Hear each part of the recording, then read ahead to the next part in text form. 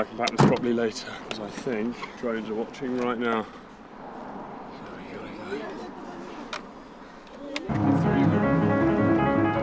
So the Russians are over there? Yeah, that's what you can see.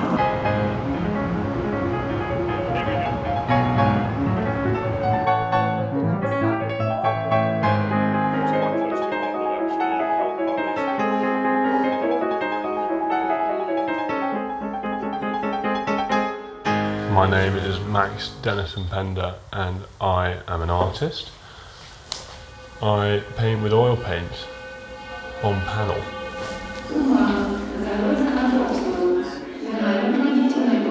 I'm in Nikopol, 3.5k from Russians, and they've been dropping shells all afternoon, and we've got to be really careful of drones. Funnily enough, I am used to painting in these types of circumstances. It's my second time in Ukraine. I paint whatever I'm inspired by, and the Ukrainian people as a whole stood up to an illegal and unjust invasion. People are forgetting it, but at the time, people thought Putin was going to roll through Ukraine into Poland. Ukrainians are quite literally stopping the rest of the world from getting invaded.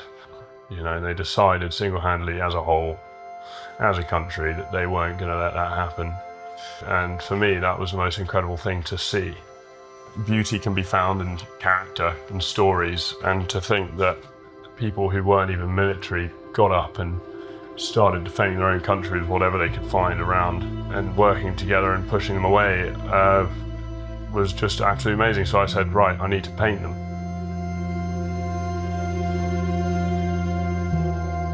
It's not the thrill of a risk at all that draws me to a war zone.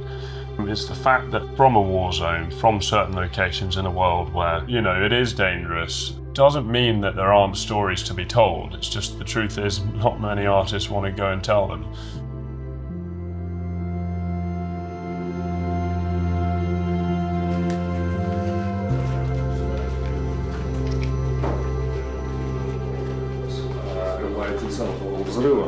Decided exactly the place where the rocket hits. So. Right now I'm painting this gentleman who is a doctor. They've dealt with all sorts of crazy traumas that have come in and they've had to fix, and they've just remained very level-headed throughout the entire thing. For that, I want to paint them. I want to paint him. The hospital here has been struck 5 times by missiles, and the alarm just went off. So hopefully we're not in range for it now.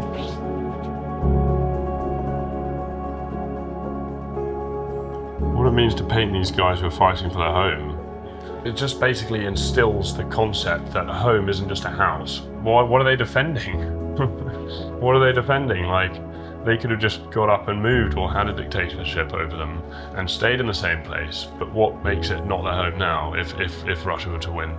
Their morals, their society, their culture will be taken away from them. Values and what makes them will be gone. Home is identity and belonging, more than what's above you and what's around you. But I think when it comes to the practical aspects of home, especially when it gets bombed like what we've experienced and seen here, you know, you want to feel like a human again, hence your windows. You're protecting your integrity and your belief systems. And along the side of